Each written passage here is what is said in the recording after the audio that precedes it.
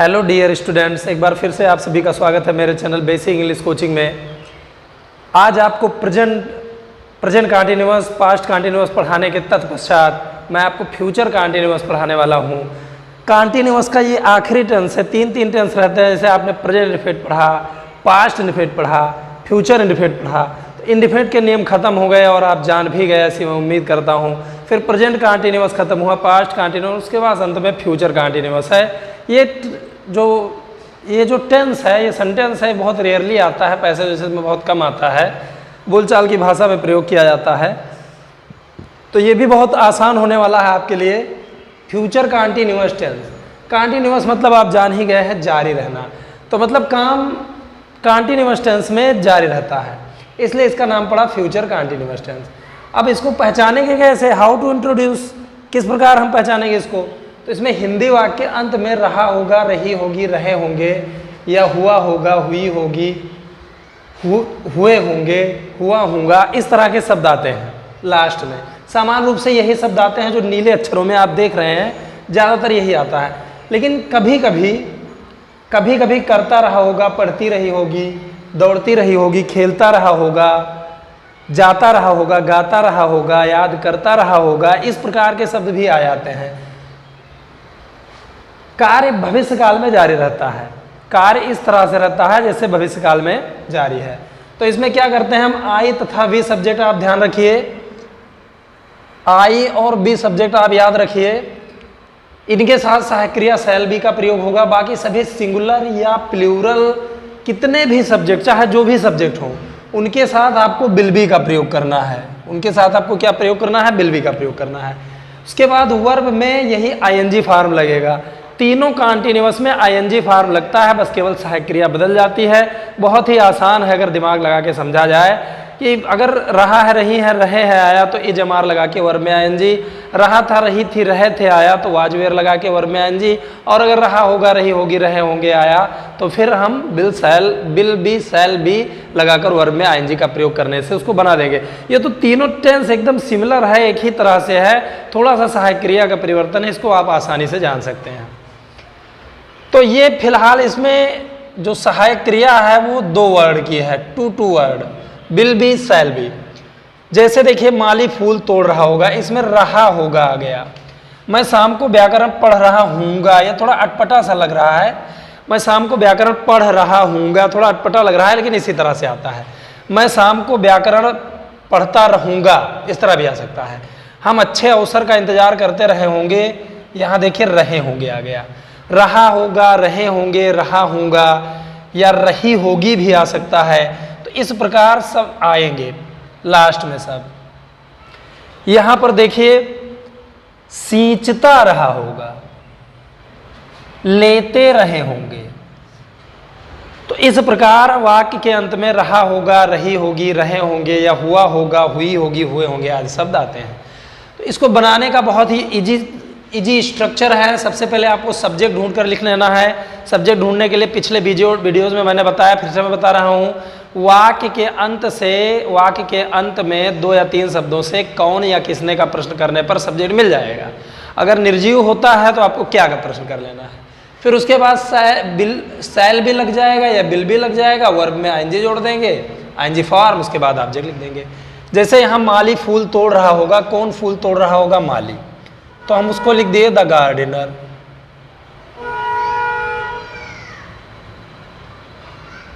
The gardener, इसके साथ सहायक क्रिया हम लगा देंगे विल बी। ये बहुत इजी है, विल बी। तोड़ना की अंग्रेजी प्लक होता है, उसमें हम जोड़ देंगे आईएनजी, प्लकिंग। तोड़ रहा होगा, क्या तोड़ रहा होगा, फूल, यानी द फ्लावर्स।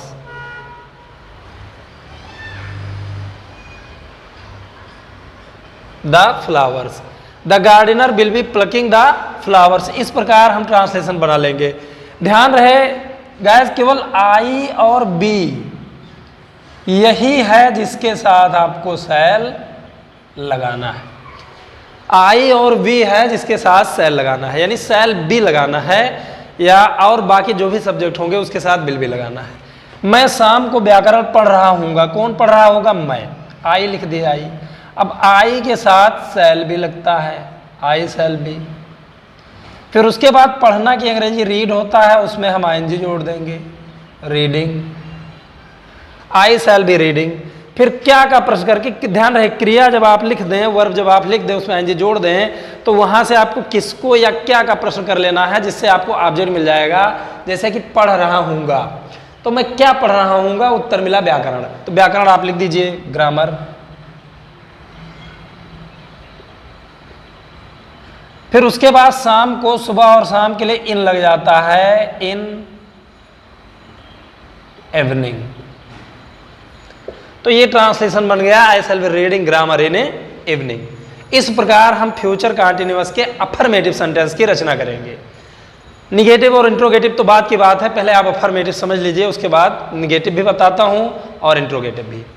तो हम अच्छे अवसर का इंतजार करते रहे होंगे, कौन अच्छे अवसर का इंतजार करते रहे होंगे, हम। अब हम यानी बी लिखेंगे, बी के साथ हम शैल भी लगाएंगे, जैसा कि मैंने आपको बता दिया है बार बार। केवल आई और बी के साथ शैल भी लगता है, बाकी सबके साथ विल बी। तो बी शैल बी, इंतजार करते रहे होंगे, यानी इंतजार करना की अंग्रेजी होता है वेट फॉर, उसमें हम जोड़ देंगे waiting for. Be shall be waiting for, किस चीज का इंतजार करते रहे होंगे, अच्छे अवसर का। तो वर्ब और ऑब्जेक्ट के बीच में का जो लिखा होता है उसकी अंग्रेजी हम नहीं लिखते हैं, अच्छा अवसर यानी एक गुड, एक अच्छा अवसर यानी अपॉर्चुनिटी।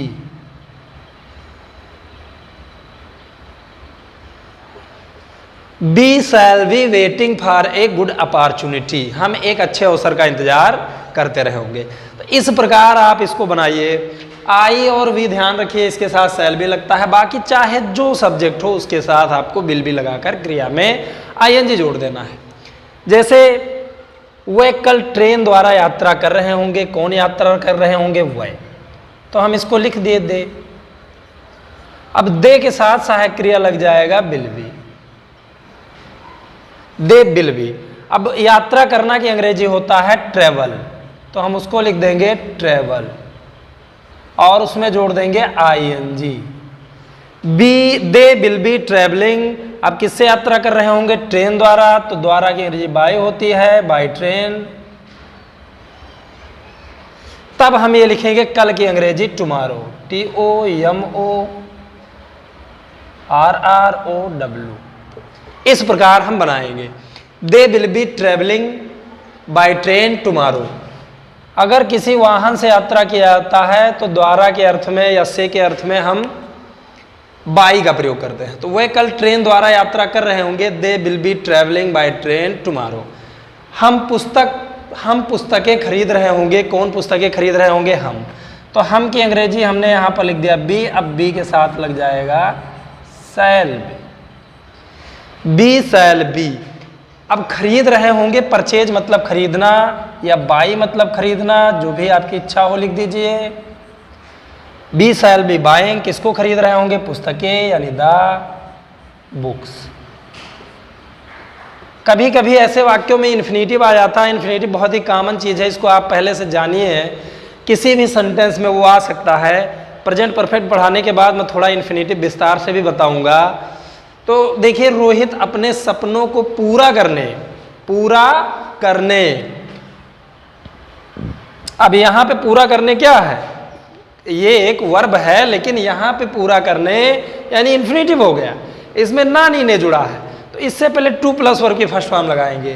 पूरा करने की कोशिश कर रहा होगा, तो कौन पूरा करने की कोशिश कर रहा होगा, रोहित। रोहित को हम यहां पे लिखेंगे सब्जेक्ट के रूप में, रोहित। अब इसके साथ हम हेल्पिंग वर्ब लगाएंगे will be, Rohit will B. अब मेन क्रिया लिखना है, आपको ध्यान रहे, आपको मुख्य क्रिया लिखना है, मेन क्रिया लिखना है। मेन क्रिया कोशिश कर रहा होगा, तो कोशिश कर रहा होगा, ट्राई मतलब कोशिश करना, उसमें जोड़ देंगे I N G. Rohit will be trying, कोशिश कर रहा होगा, किस चीज की, पूरा करने की। किस चीज को पूरा करने की, सपनों को। तो ये पूरा करना वर्ब है, ये इन्फिनेटिव है, और इसका ऑब्जेक्ट पूरा करने की, किसको पूरा करने की, सपनों को, उसका ऑब्जेक्ट है। तो सबसे पहले हम कोशिश कर रहा होगा किसकी, पूरा करने की, इसको लिखेंगे टू फुलफिल। फुलफिल मतलब पूरा करना। Rohit will be trying to fulfil किस चीज को पूरा करने की? अपने सपनों की। तो रोहित के साथ अपना की अंग्रेजी हिज हो जाएगा, हिज। और सपनों की अंग्रेजी होता है ड्रीम्स। तो ये ट्रांसलेशन आपका बनकर तैयार हो गया, Rohit will be trying to fulfil his dreams. Infinitive आ जाए तो इसमें ये भी चीज ध्यान रखिए, इन्फिनेटिव बहुत ईजी है, उसमें नानी ने जुड़ा रहता है, उससे पहले टू लगा देते हैं और वो ट्रांसलेशन बन जाता है। तो ध्यान दीजिए, किसान खेतों को सींचता रहा होगा। कौन सींचता रहा होगा? किसान। तो उसको हमने लिखा द फार्मर। अब इसके साथ हम लगा देंगे विल बी, सहायक क्रिया लग गई। अब इसलिए कौन सा काम कर रहा है? सींचने का काम कर रहा है। तो वाटर मतलब सींचना या इरिगेट मतलब सींचना, IRRIGATING।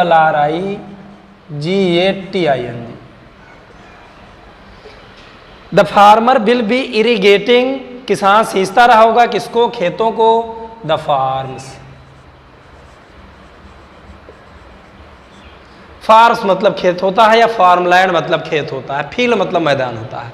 हम दावत का आनंद लेते रहे होंगे। कौन दावत का आनंद लेते रहे होंगे? हम। अब हम यहाँ पे बी लिखेंगे, बी के साथ हो जाएगा shall be, be shall be. अब आनंद लेना की अंग्रेजी होता है इंजॉय, उसमें हम जोड़ देंगे ING। Be shall be enjoy, यानी बस ING जोड़ना है। शैल बी विल बी का प्रयोग करके क्रिया में ING जोड़ना है, वर्ब में ING जोड़ना है। बी शैल बी इंजॉइंग, किसका आनंद ले रहे होंगे? दावत का। ध्यान रहे क्रिया और ऑब्जेक्ट के बीच में का की जो आता है उसको नहीं लिखते हैं। दावत की अंग्रेजी होता है feast, FEAST, feast. Be shall be enjoying the feast. तो अफर्मेटिव सेंटेंस इस प्रकार बनेगा। इसमें आप देख रहे होंगे दो शब्दों की सहायक क्रिया है, विल बी शैल बी। तो जब दो शब्दों की सहायक क्रिया हो जाती है तब उसमें निगेटिव बनाते समय जो नॉट होता है उसको हम दोनों के बीच में लिखते हैं। यानी अफर्मेटिव में उम्मीद करता हूं आपको समझ में आ गया। मैंने 8 सेंटेंस समझाए हैं, इसमें आई और बी के साथ शैल बी लग के क्रिया में ING जुड़ गया, बाकी सबके साथ विल बी लग के वर्ब में ING जुड़ गया, और वही पुराना नियम सब्जेक्ट ऑब्जेक्ट वर्ब सही से ढूंढना। तो इस प्रकार हम अफर्मेटिव सेंटेंस को बना सकते हैं। इसके बाद मैं आपको निगेटिव सेंटेंस बताता हूं कि निगेटिव सेंटेंस कैसे आप बनाएंगे।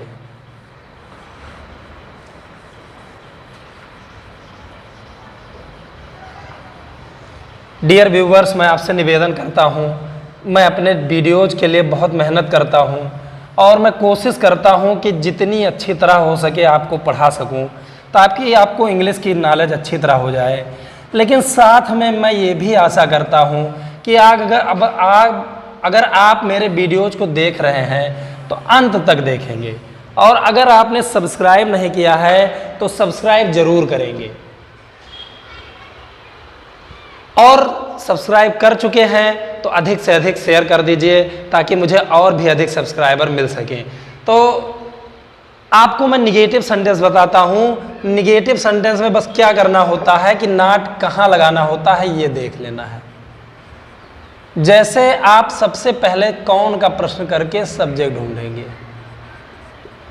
उसके बाद आपको विल या शैल के साथ साथ बी का यूज करना है। लेकिन अब ध्यान दीजिए, तो अफर्मेटिव का नियम था, तो अब नॉट कहां लगेगा? तो नॉट इसके बीच में लग जाएगा। ध्यान रखिए, विल शैल फिर नॉट लिखेंगे तब बी लिखेंगे, इसका निगेटिव ध्यान रखना। फिर उसके बाद वर्ब में वही काम जो कर रहे थे ING फॉर्म, और उसके बाद हम लिखेंगे ऑब्जेक्ट। तो इस प्रकार हम निगेटिव बनाएंगे, जैसे कि एग्जाम्पल में भी समझ लेते हैं।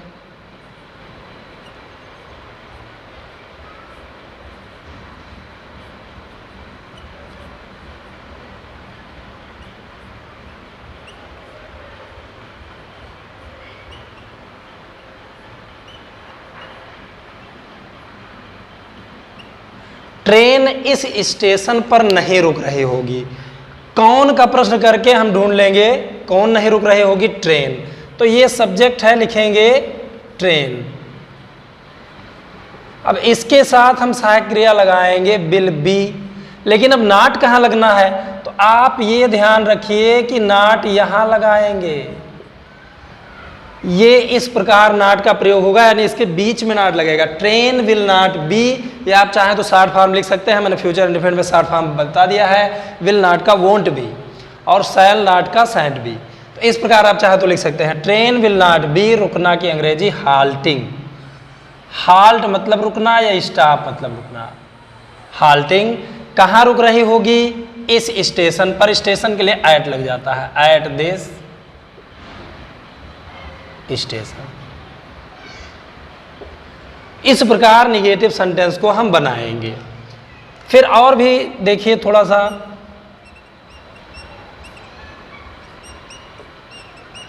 हम रोज यहां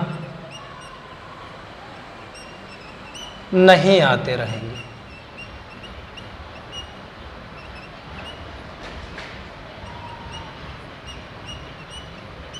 हम रोज यहां नहीं आते रहे होंगे, तो इसमें सब्जेक्ट ढूंढेंगे, कौन नहीं आते रहे होंगे? हम।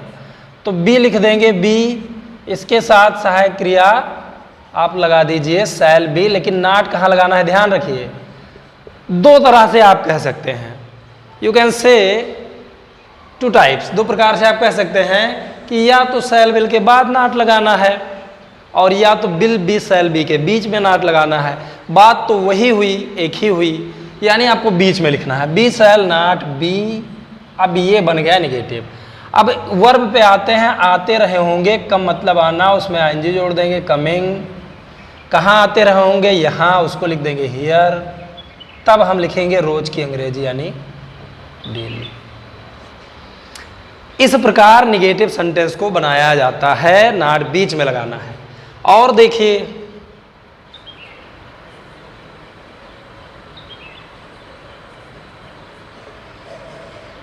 मैं उसे कल नहीं पीट रहा हूँगा।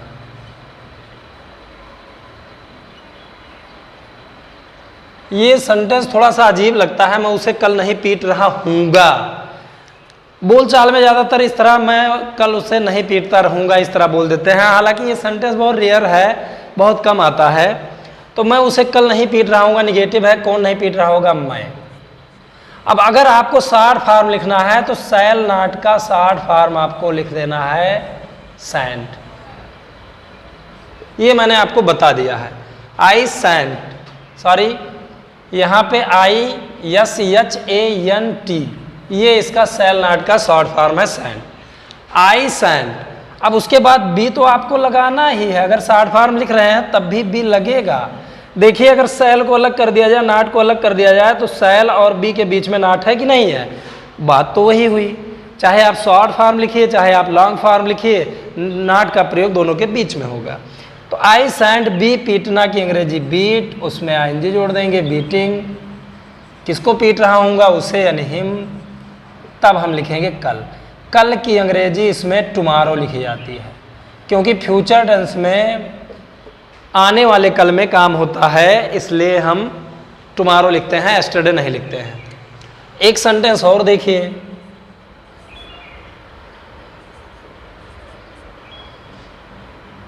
वह खाना इस समय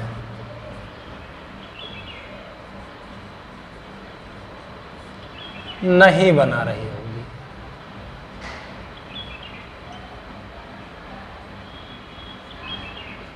वह खाना इस समय नहीं बना रही होगी, या इस तरह भी हो सकता है, वह इस समय खाना नहीं बना रही होगी।